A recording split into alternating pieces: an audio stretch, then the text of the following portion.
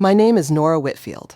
I'm 38 years old, and 11 days ago, my husband sat me down at our kitchen table, folded his hands like a man about to deliver a eulogy, and confessed to an affair he'd been having for 14 months.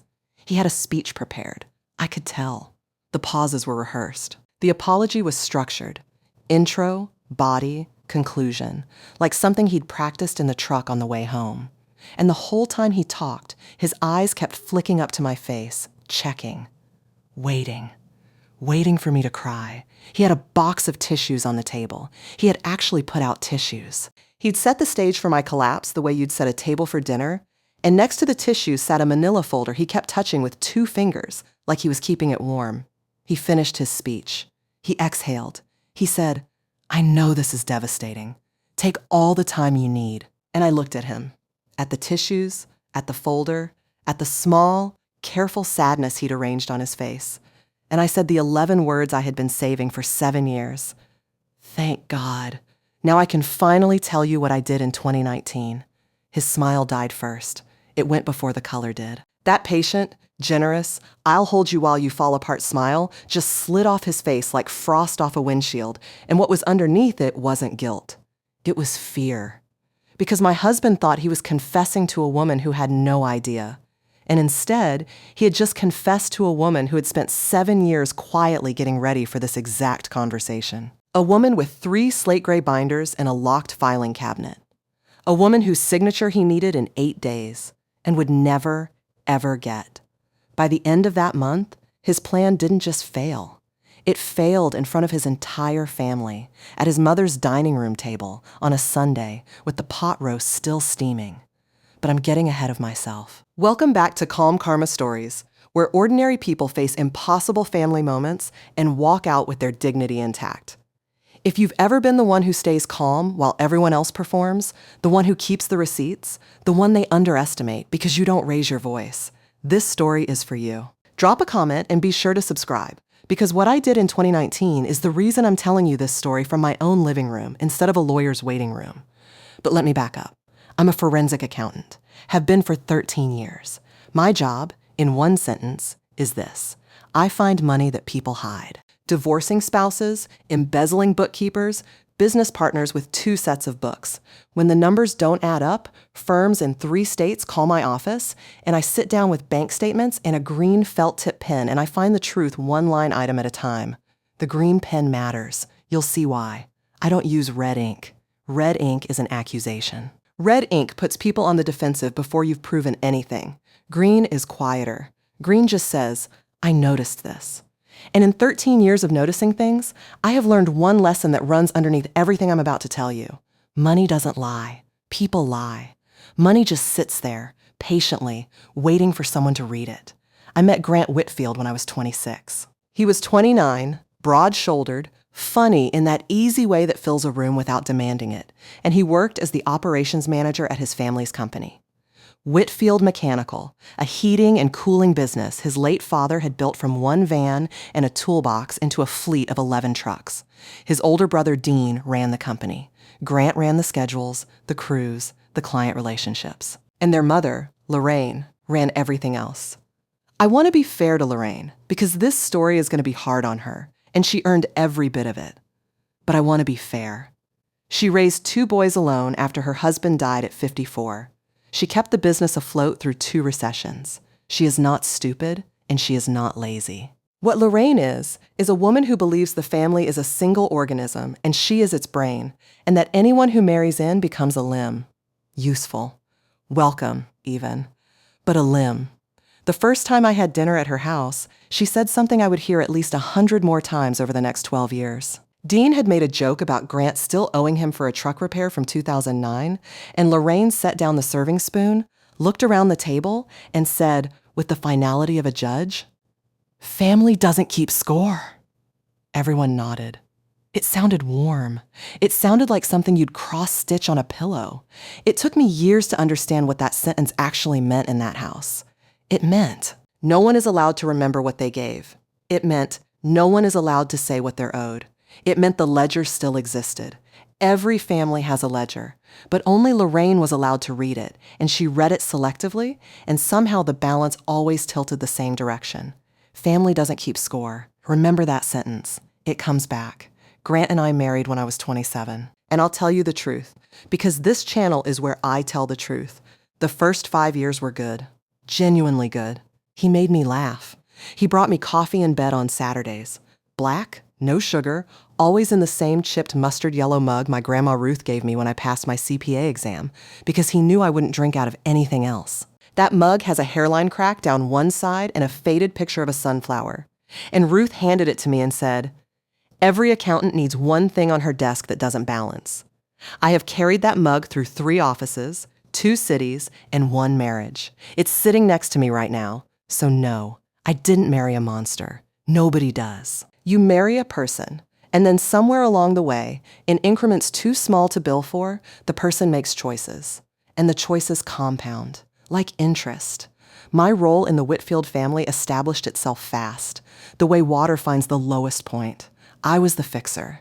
It started small. Dean's payroll was a mess. He'd been misclassifying 2 technicians as contractors, which is the kind of mistake that starts as a shortcut and ends as a federal problem.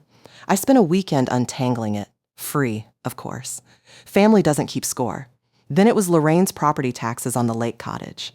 Then it was Dean's wife, Priya's student loan consolidation. Then it was the company's books every January, because their bookkeeper didn't do year-end, which is like a dentist who doesn't do teeth.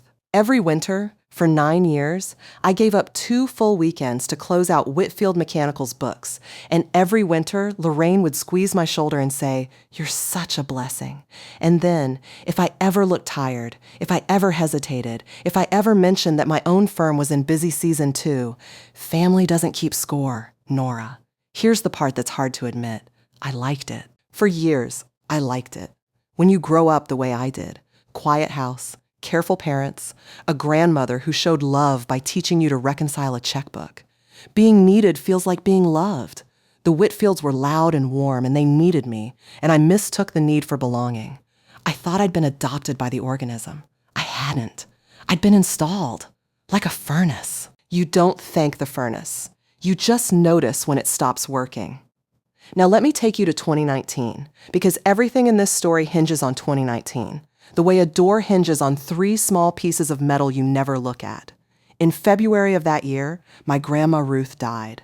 She was 89. She went in her sleep, in her own bed, in the little brick duplex on Marion Street she'd owned free and clear since 1981.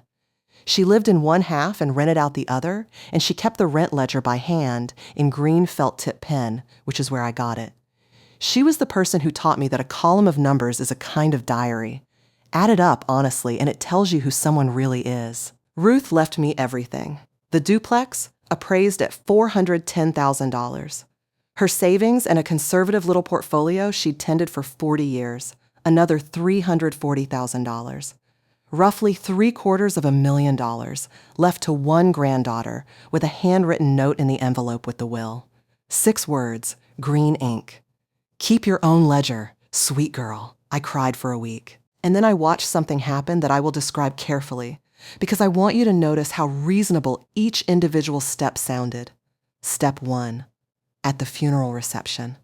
At the funeral reception, Lorraine hugged me, held me at arm's length, and said, "Ruth was so smart with money. She'd want it to keep working for the family. The family. Not for me, for the family." Step 2. 2 weeks later, Grant came home from Sunday dinner at his mother's, a dinner I'd skipped because I was still handling the estate. And he had that bright, borrowed energy he always had after his mother wound him up. He sat down across from me and said Dean wanted to expand. Commercial contracts, 3 new trucks, a second shop bay, maybe 8 new hires. The bank would lend, but the rate was brutal. But if the family had, say, $300,000 of internal capital, it would stay in the family, Grant said. It's not spending it. It's basically a savings account. Dean would pay it back with interest. Step 3. The pressure got a schedule. Every Sunday dinner became a business pitch. Dean brought printouts. Lorraine brought guilt. She'd pass the potatoes and say things like, Ruth would be so proud to see her money building something, as if she'd known Ruth at all, as if Ruth, who once made me drive back to a diner because the waitress had undercharged us 40 cents, would look at Whitfield Mechanical's receivables and feel anything but a cold professional dread. Because here's what nobody at that table knew I knew. I did their books every January. I had seen the aging report. Dean's expansion plan wasn't growth. It was a patch. The company had 2 major commercial clients paying at 90-plus days, a line of credit that was nearly maxed, and margins that had been thinning for 3 years. My grandmother's money wasn't going to be seed capital. It was going to be a transfusion into a patient nobody wanted to diagnose. I said I needed time. Estates take time, I said. Probate is slow, I said. All true. All stalling. And Lorraine would smile that patient smile and squeeze my hand and say it again, softer each time, which somehow made it heavier. Family doesn't keep score, honey. Family shares. So that was the spring of 2019. Pressure from one side, grief on the other, and me in the middle, stalling, with my grandmother's green ink note taped inside my desk drawer where I could see it every morning. And then came April 16th. I remember the date because it was the day after the filing deadline, which for an accountant is like the day after Christmas. You're wrung out, half human, running on fumes and vending machine coffee. I came home at 4 p.m. instead of 9. Grant wasn't expecting me. He was in the shower. And his phone was on the kitchen counter, face up, charging, when a text came in. I want to be precise here, because precision is the whole point of me. I did not go looking. I was standing at the counter, sorting mail, when the screen lit up 8 inches from my hand. No name, just a number. And the message said, "Tell her the Cincinnati thing is a vendor conference. Same as last time. Miss you already. Same as last time." I stood in my kitchen with a water bill in my hand, and I felt the floor do that thing floors do, where they stay perfectly solid and still somehow drop an inch. The shower was running upstairs. The refrigerator hummed. And a text from a number with no name sat glowing on the counter, teaching me 2 facts at once. My husband was lying to me about a trip, and someone was coaching him on how. Here's the part that's hard to admit. My first instinct wasn't rage. It wasn't even grief. My first instinct, and I've made peace with this because it's who I am, was the same instinct I have when a client's ledger shows one strange transaction. One anomaly is never one anomaly. It's the first one you found. I didn't touch his phone. I photographed the screen with mine. Timestamp, number visible. And I put the water bill down, and I went upstairs and asked him how his day was. And he smiled at me, wet hair, towel around his neck, easy as Sunday, and said, "Long. Oh, I've got that vendor conference in Cincinnati next week. 2 nights. Same as last time?" I asked. "Same as last time," he said. He didn't blink. That's the detail I want you to sit with. 13 years I'd spent learning how people lie on paper, and my own husband lied to my face with the relaxed fluency of a man reciting his own phone number, which meant this wasn't new. Lying wasn't a thing he was doing. It was a thing he had gotten good at. Have you ever noticed that the moment you find one lie, your memory reorganizes itself? Every odd detail from the past year quietly stands up, walks across the room, and files itself under a new heading. The Tuesday poker nights that had started the previous summer, always at a buddy's place I'd never visited. The new gym habit that produced no gym charges on any card I could see. The cologne. He'd worn the same drugstore aftershave for a decade, and suddenly there was a $90 bottle in his gym bag with a name I couldn't pronounce. The way his phone had migrated over about 6 months, from the kitchen counter to his pocket to face down to a new 6-digit passcode, each step so gradual you'd need a time lapse to see it move. Individually, nothing. Together, a pattern. And I read patterns for a living. So while my husband packed for Cincinnati, I did what I do. I opened a spreadsheet. I did not confront him. I know some of you are yelling at your screens right now. I've read the comments on stories like mine. I know the script. How could you stay quiet? How could you sleep next to him? I would have burned the house down. And I understand that feeling. I do. But I need you to understand something about how I'm built and about what confrontation actually buys you. Confrontation, in that moment, would have bought me one evening of satisfaction and cost me everything else. He would have denied it. One anonymous text is nothing. a wrong number, a joke from a coworker. Then he would have gotten careful. The phone would have gotten a new passcode I'd never see entered. The trail would have gone cold. And the family, the organism, would have closed around him like white blood cells around a splinter, and I would have become the paranoid wife who snoops. You don't confront an anomaly.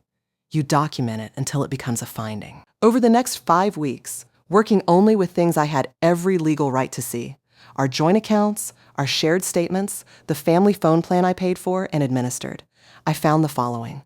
I'm going to list them the way I list them in a report because that's how they live in my head.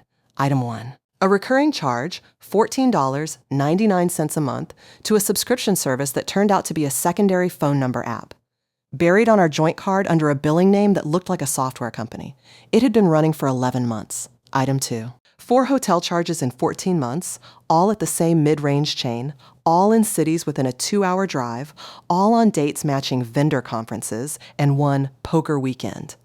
2 of them included a $38 charge coded the way that chain codes its in-room dining. Champagne breakfast for one, I suppose. Item 3. Cash. This one only an accountant would catch. Our household ran almost entirely on cards. We were maybe a $200 a month cash family. Starting the previous spring, Grant's ATM withdrawals went from $200 a month to $600, sometimes $800, always from the machine near his office. Cash is how careful people cheat. Cash leaves no line items, except it does. The withdrawal is the line item. Money doesn't lie, remember. Money just sits there, waiting for someone to read it. Item 4. And this is the one that ended any hope I had left. In late May, an envelope came to the house. Actual paper mail, addressed to Grant, from a jeweler 2 towns over. A promotional flyer. Thanks for your recent purchase. Here's 15% off your next one. There had been no jewelry purchase on any account I could see, which meant it was bought with the cash. And I had received no jewelry. My birthday had passed in March. He'd gotten me a robe. I sat at my kitchen table with that flyer and my green pen and my grandmother's chipped yellow mug, and I gave myself exactly 1 hour to fall apart. I set a timer. I know how that sounds. I set a timer, and I cried for 50 minutes of it, ugly and silent. And then I washed my face, and I made a decision that everything else in this story flows from. I decided I was not going to have an explosion. I was going to have a plan. 2 weeks later, I sat in the office of a family law attorney named Deborah Okafor. She'd been an expert witness contact from a case my firm worked years before. Sharp, unhurried, with a habit of letting silence do her cross-examinations for her. I laid out everything. The inheritance, the pressure to fold it into the family business, the affair I could smell but not yet fully prove. And Deborah listened, fingers laced, and then said the sentence I want every woman watching this to write down. You can't control what he does. You can control what he can reach. What he can reach. That reframing changed my life. I had been thinking like a wife. How do I fix this, confront this, survive this? Deborah taught me to think like what I actually am, a fiduciary of my own life. So here is what I did in 2019. 4 things. Quietly. Legally. In order. Thing 1. The inheritance never touched our marriage. In Ohio, an inheritance is separate property, but only if you keep it separate. The moment you deposit it into a joint account, the moment you use it on the shared house, you begin commingling, and separate property starts dissolving into marital property like sugar into coffee. So Ruth's money went from the estate account directly into a trust Deborah drafted, the Ruth Price Legacy Trust, with an independent co-trustee and terms that meant even I couldn't impulsively yank money out to rescue anyone's heating and cooling company. The duplex on Marion Street was deeded into the trust the same month. I kept every estate document, every transfer record, every deed in a slate gray binder. Binder 1. Thing 2. I told the family a version of the truth. I sat at Lorraine's table, pot roast, Sunday, everyone assembled, and said that on the advice of counsel, Ruth's estate had gone into a trust with restrictions, and it could not be invested in a private business. The word counsel landed on that table like a dropped plate. Lorraine's smile flickered. Dean actually said, restrictions can be changed, though, right? And I said, mildly, truthfully, not these. Lorraine looked at me for a long moment, and then she said, Of course, she said. Well, family doesn't keep score, but family remembers who showed up. That's a threat, by the way. In case you're new to families like this, that is a threat wearing a cardigan. Thing 3. And here's where the story turns, because this part wasn't even my idea. It was Lorraine's. About a month after the trust announcement, Grant came home from another Sunday download at his mother's, and he was carrying a folder and a speech. I could always tell when the words were Lorraine's coming out of Grant's mouth. They arrived in complete paragraphs. The family, he explained, had been talking. With the business expanding, it wasn't, but fine. And with liability being what it was, and with me having my trust thing now, wouldn't it just be cleaner if we signed a postnuptial agreement? Nothing personal, just protecting the business. If Whitfield Mechanical ever got sued, or if, God forbid, he actually said God forbid, anything ever happened between us, the company and the lake cottage would stay Whitfield property. Mom says it protects everyone, he said. Family stuff stays family stuff. I want you to appreciate the shape of this from their side of the table. They had watched $750,000 vanish behind a legal wall, and their response was to build a wall of their own. Around the business, around the cottage, around everything with the Whitfield name on it, to make sure the outsider limb could never reach it. A postnup, to them, was a moat around the castle. And they assumed I'd resist it, so Grant had been sent home loaded with reassurances. He must have rehearsed for an hour. And I listened to the whole pitch, and I took a slow sip from my grandmother's mug, and I said, "Sure, you should have seen his face. He'd prepared for a siege, and I'd opened the gate." "Really?" he said. "Really?" I said. "It's smart. Have your mom's lawyer send a draft to Deborah." Because here's what Grant did not know. Here's what Lorraine did not know. A postnuptial agreement is a two-way document. You cannot build a moat that only holds water on one side. And the person they were asking to sign it was married to a forensic accountant who was already sitting on 5 weeks of documented anomalies and a legal strategy. Their lawyer sent a draft. It was exactly what you'd expect. Muscular protections for the business, the cottage, all things Whitfield. Deborah read it, called me, and I could hear the smile in her voice. "They've done half our work for us," she said. "Now we negotiate the other half." And we did. Politely, procedurally, over 6 weeks of red lines that Lorraine's lawyer, a nice enough man who mostly did commercial contracts and was, I suspect, out of his depth, largely waved through because every change we asked for sounded mutual, because every change was mutual. That was the beauty of it. The final agreement said, among other things, that each spouse's separate property, including inheritances and any trusts funded by them, would remain fully separate, forever. No claims, no exceptions. The Whitfields read that as protecting the business. It also happened to seal the Ruth Price Legacy Trust in legal amber, that the marital home would be divided according to documented contributions. And I had the documentation because the down payment had come from my pre-marriage savings, wired from an account with my name alone on it. And I had kept the wire receipt since the day we closed. Of course I had. That both parties warranted full and honest financial disclosure as of the signing date, and that concealment of accounts, debts, or material spending would let the injured party reopen the numbers. And Section 9, my favorite.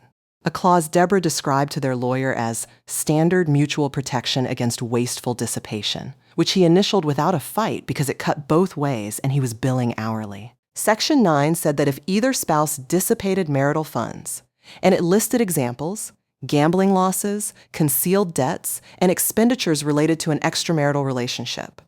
Those funds would be reimbursed to the marital estate off the top, out of the dissipating spouse's share, before any division, with interest. Read that again. Expenditures related to an extramarital relationship, reimbursed, off the top, with interest. Grant signed it on a Thursday afternoon in October of 2019 in a conference room with independent counsel present. Deborah insisted on that because an unrepresented spouse is how postnups get thrown out, and I wasn't building something fragile. He skimmed it. I watched him skim it. He initialed Section 9 the way you initial a rental car agreement, flip, scratch, because his mother had told him this document protected the family, and Grant had never once in his life read past a headline his mother wrote. He signed the moat. He just never checked which side of it he was standing on. And thing 4, the quietest thing, the thing that took the longest. I kept a ledger. From June 2019 forward, everything went into the binders. Every hotel charge, printed and dated.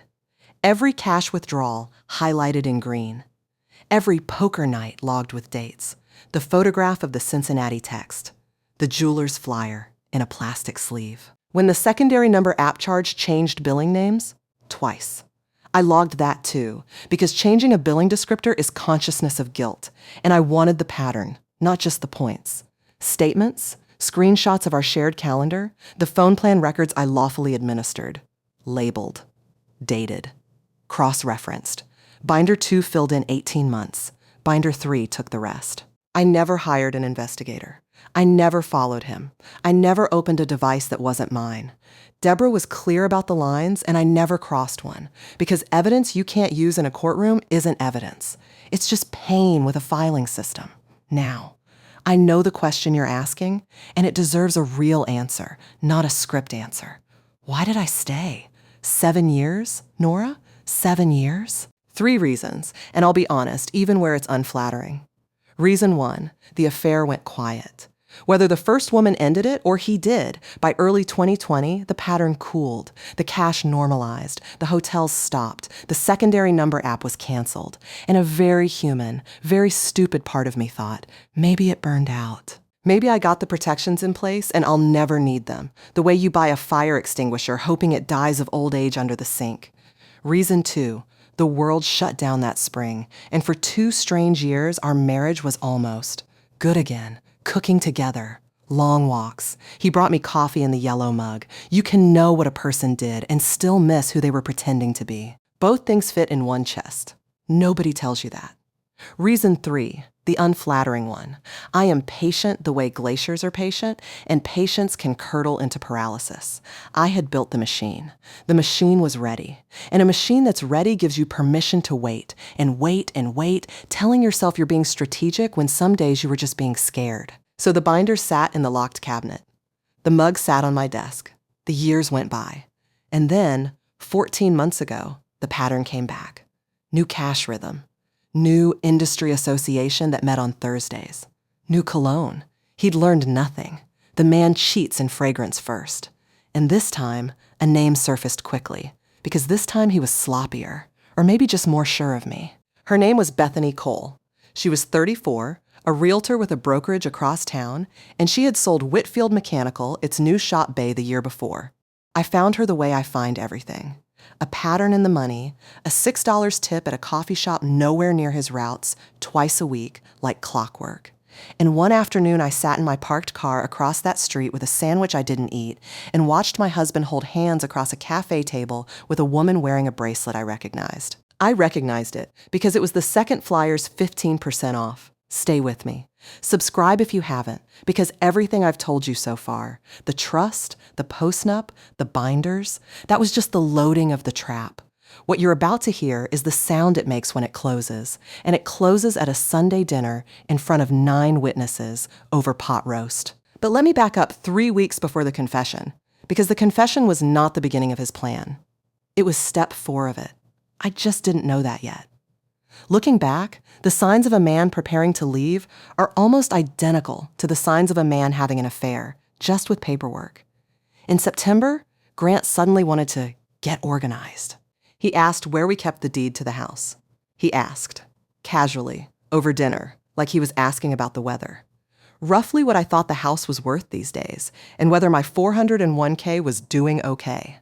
He spent a Saturday in the home office with the door closed, scanning documents, and when I walked in, he angled the screen away with a reflex so smooth it told me he'd practiced it. I noted the date. Green pen. Binder 3. And then came Tuesday, October 7th, 9:41 p.m. I know the time because I looked at the clock on the stove when he said, "Can you sit down? We need to talk," in a voice that had clearly been through rehearsals. He'd set the kitchen table like a stage. 2 chairs pulled out, facing. The overhead light dimmed, and the little lamp on. The box of tissues, positioned on my side, at 11 o'clock relative to where my hands would be, which is where you place something you expect someone to grab. And the manila folder by his elbow, squared to the table's edge. I sat down. I folded my hands. and Grant delivered his eulogy for our marriage. He'd met someone. He hadn't meant to. It just happened. It had been going on a little while, he said, which was his first lie inside the confession itself, because I could have told him it had been 14 months, 2 weeks, and a $6 coffee tip. He said the marriage had been running on empty for years. He said I was married to my spreadsheets, he said, and I want this one preserved for history. You're so controlled, Nora. Sometimes I don't even know if you feel things. The man was leaving me for a realtor and blaming my emotional regulation.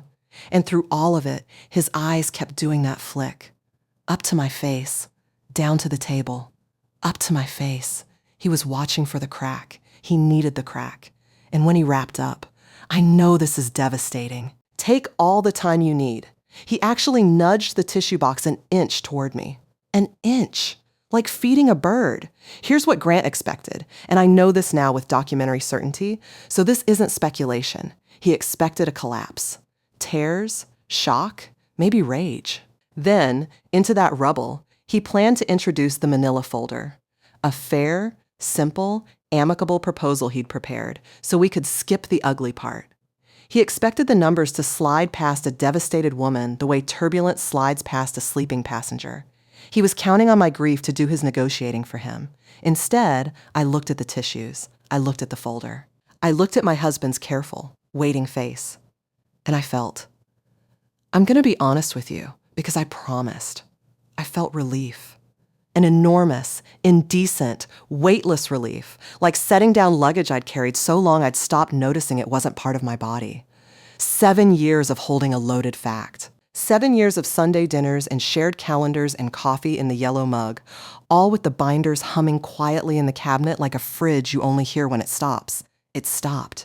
Thank God, I said. Now I can finally tell you what I did in 2019. Silence has a texture.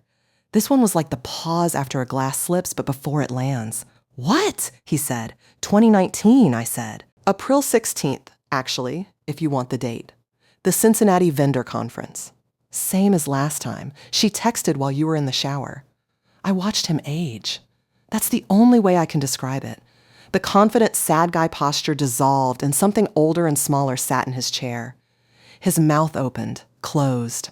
And then, credit where due, the man commits to a script. He tried to reboot. Nora, I don't. Whatever you think you know, this isn't about the past. This is about. Section 9, I said. What? Of our postnuptial agreement, the one your mother wanted, the one you signed in October 2019. You initialed every page. Section 9 is the mutual dissipation clause. I said it the way I'd say it in a deposition. Level. Unhurried. Any marital money spent on an affair comes back off the top of your share. With interest. Both affairs. Grant. I have 14 months of this one and 11 of the first one. Hotels, cash, the phone number app. It changed its billing name twice. By the way, you should ask for a refund. The jewelry. Her bracelet. I have all of it. Dated. Filed. And then I did the thing I'd promised myself, back when I cried for 50 minutes on a timer, that I would someday get to do. I reached across the table, and I took a tissue, and I handed it to him. You look like you need this more than I do. He didn't take it. He was staring at me the way you'd stare at a piece of furniture that had started reciting your bank balance. And then his eyes went. I watched them go to the manila folder.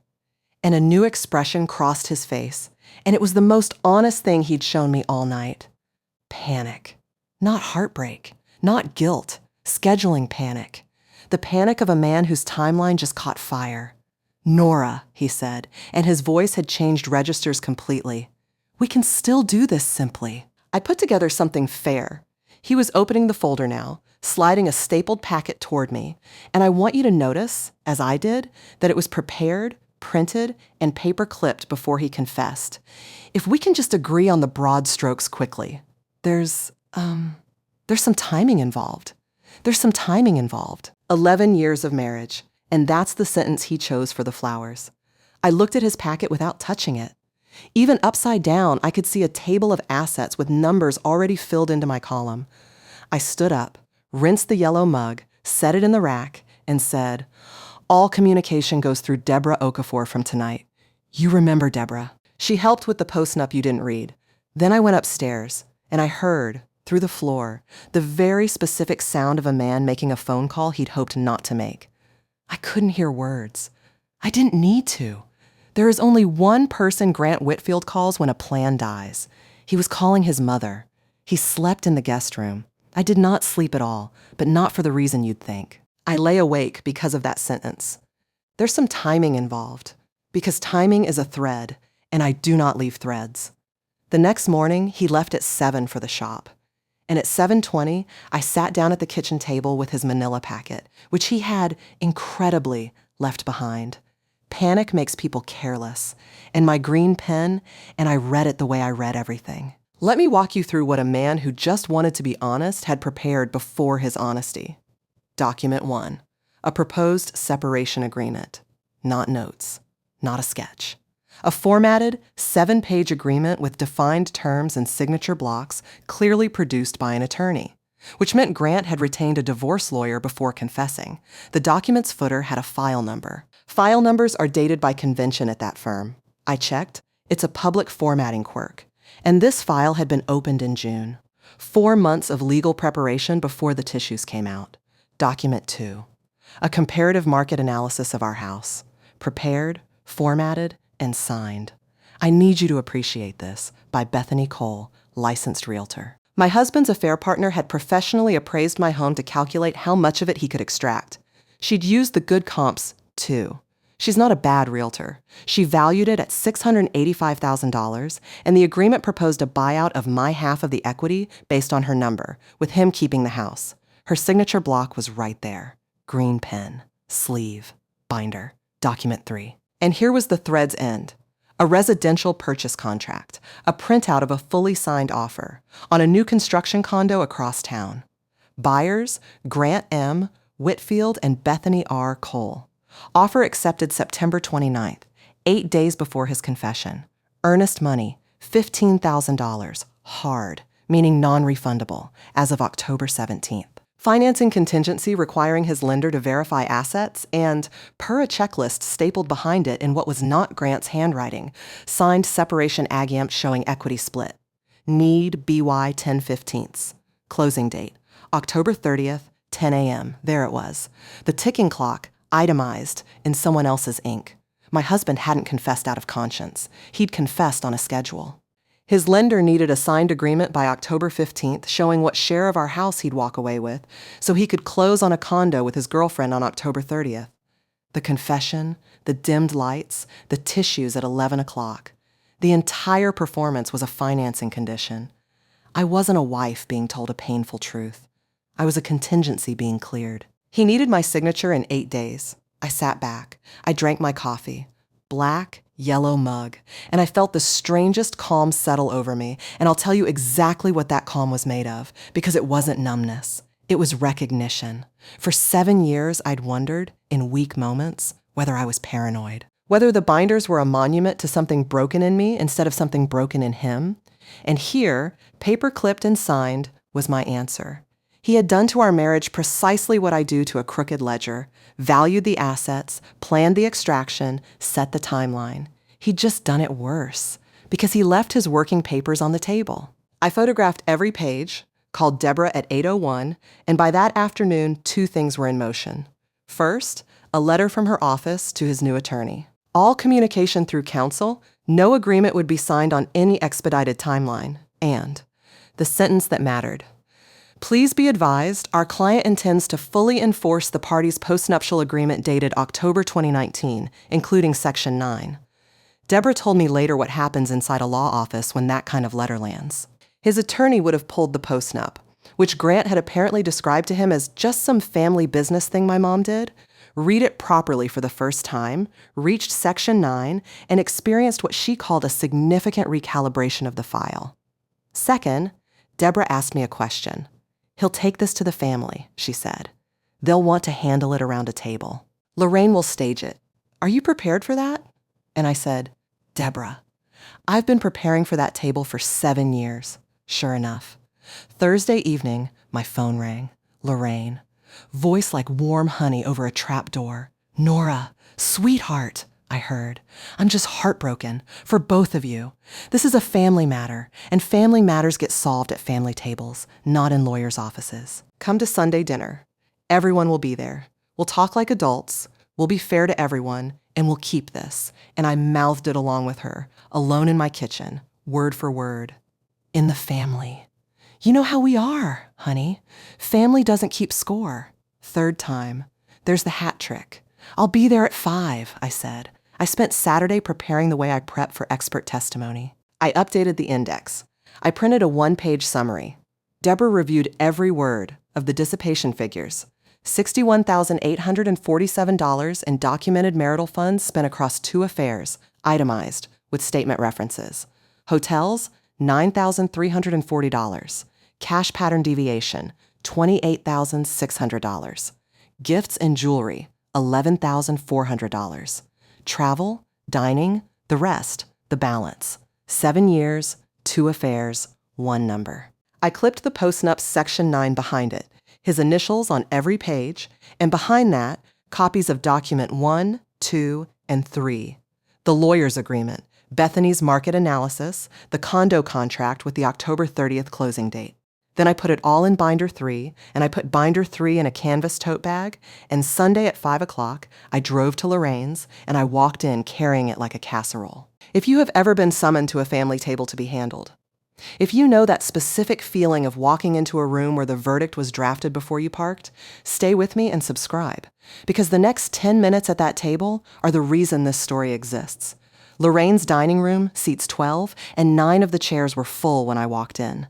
Lorraine at the head, naturally. Grant at her right hand, freshly shaved, wearing the navy sweater she'd bought him and the expression of a boy delivered to the principal by his mother. Dean and Priya. Aunt Carol, who has never missed a family crisis in her life and brings the same lemon bars to all of them. 2 cousins. And this was the detail that told me exactly how the evening had been storyboarded. A man I didn't know, mid-50s, golf tan, introduced by Lorraine as Rich, an old friend of the family who does mediation work. She had seated a mediator at the pot roast, an unannounced, informal, friend of the family mediator, positioned directly across from my chair. The plan was as legible as a billboard: soften me with family, flank me with numbers, and have Rich bless whatever fair arrangement Lorraine had already decided on, so I'd feel it had been officiated. 9 witnesses to my reasonableness, 9 witnesses if I made a scene. They still thought there was a version of this where I made a scene. We ate first. That's the part people never believe. But of course we ate first. That's how these tables work. 40 minutes of pot, roast, and weather, and one of the cousins' kitchen renovation, with the real agenda sitting under the table breathing. I ate. I complimented the carrots. I was, by every observable measure, completely calm, and I watched that calm unsettle Grant more with each passing minute, because he alone at that table knew what my calm had already cost him once. Then Lorraine set down her fork, dabbed her mouth, and convened us. Nora, honey, what's happening with you and Grant breaks my heart. Marriages hit rocks, Lord knows. And what Grant did was wrong, and he knows it was wrong. Grant arranged his face into wrongness. But this family does not do scorched earth. We don't do lawyers bleeding everybody dry. Rich here has seen 100 of these, and there's a simple, fair way through where everybody keeps their dignity. Grant's put together something generous. More than generous, considering. Considering. I filed that word. So let's talk it through tonight, as a family, and put the ugliness behind us. Because at the end of the day, she spread her hands to the table, and the table, trained over decades, murmured it with her. Family doesn't keep score, and that, ladies and gentlemen, was my cue. 7 years that cue took. Lorraine, I said, I completely agree we should look at this simply. I reached into the tote bag, so I brought the score. I set binder 3 on the table. It made us sound like a gavel with better manners. Since we're being simple and fair, let's use real numbers. Rich, you're welcome to follow along. Page 1 is the summary. I slid copies down the table. I'd brought 9. Of course I'd brought 9. In October 2019, Grant and I signed a postnuptial agreement. Lorraine, you'll remember it. It was your idea to protect the business. It does protect the business. It also contains Section 9, which both of us initialed, which says that any marital money either spouse spends on an affair gets paid back to the marital estate off the top of that spouse's share. With interest, silence. The specific silence of people speed reading. Page 2 is the itemization. $61,847 across 2 affairs. The current one, 14 months, and the first one, which ran through 2019. Hotels, cash, gifts. Every figure has a statement reference. I'm a forensic accountant. This is discovery ready. 2. Dean looked up. 2 affairs? Ask him about Cincinnati, I said, and did not look at Grant, because you never look at the witness you're impeaching. You look at the jury. Page 4 is where I direct everyone's attention, though, because I was invited here tonight to agree to a fast, generous, simple settlement, and I think the table deserves to know why it has to be fast. Paper turned. 9 sets of eyes found the purchase contract. Grant M., Whitfield, and Bethany R. Cole. Accepted September 29th. Closing October 30th, 10 a.m., he signed a contract to buy a condo with her 8 days before he confessed to me. His lender needs a signed separation agreement by Wednesday. That's the timing, showing his share of my house, or the financing fails, and their $15,000 deposit burns on Friday at 5 o'clock. That's what tonight is. It's not a reconciliation of a family. It's a rate lock. I'll tell you what broke first, because I was watching for it. It wasn't Grant. Grant had gone the gray of unpainted drywall and stayed there. It was Priya, Dean's wife, who read page 4, set it down, looked at Grant, and said one word, September? And then Aunt Carol, bless her, turned to Lorraine and said, did you know about the condo? And Lorraine's half-second pause before, of course not, was the loudest thing said all evening, because Lorraine has never paused in her life. And Dean. Dean was still on page 2, jaw working, and here is where the evening left even my script. He tapped the itemization and said, slowly, these cash withdrawals. Some of these dates. He looked up at his brother. Are these the same weeks you were putting fuel and client dinners on the company card? Because I flagged those in March, and you told me it was the Henderson bid. I hadn't put the company card in the binder. I didn't have access to the company card anymore. But I do their books every January, or I did, and Dean has apparently learned to read an aging report since. And the look that passed between those brothers had a decade of arithmetic in it. It turned out, this all surfaced later, in weeks I'll compress for you, that roughly $19,000 of the affair had been quietly financed through Whitfield Mechanical, which is not just betrayal. It's a tax problem. And Lorraine had built her entire church on one commandment, and her younger son had been embezzling from the collection plate to fund a condo. Rich, the mediator, cleared his throat into the wreckage and offered, gamely, that perhaps tonight isn't the night for productive dialogue.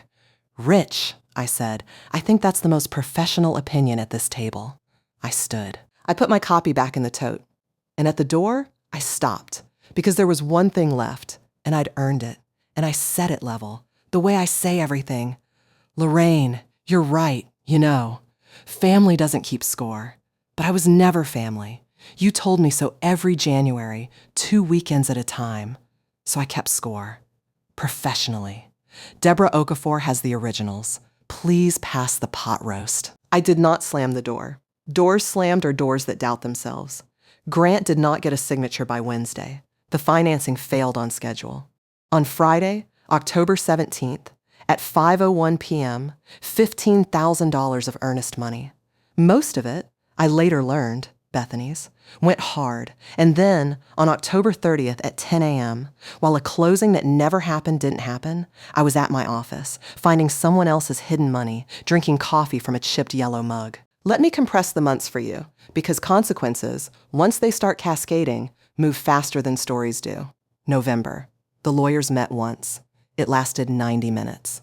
Deborah told me that Grant's attorney arrived subdued, like a man who'd read Section 9 twice on the drive over, and that the generous, simple, fair proposal from the manila folder was never mentioned again by anyone, the way families don't mention a relative who's gone to prison. The postnup held. Of course it held. It was drafted by Deborah, signed with independent counsel, and requested by his own mother. There is no cleaner enforceability story on earth. The trust was never even challenged. My tracing on the house down payment held because a wire receipt from 2014 is not an opinion. December.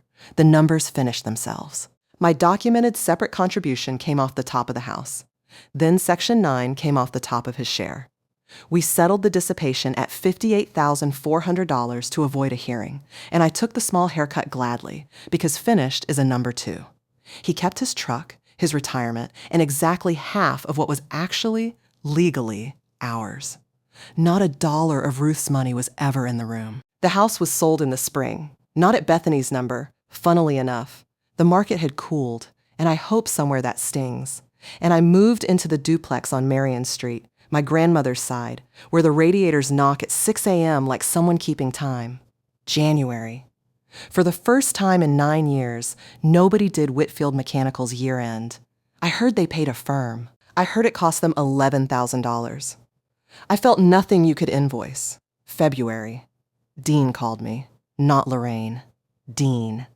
He'd finished his own audit of the company card, made Grant sign a repayment plan for the $19,000, and pulled his signing authority. And then Dean said something I didn't expect. He said, "You did our books for 9 years, and I never once looked at what that cost you. I'm not calling to fix it. I'm calling to say I saw it.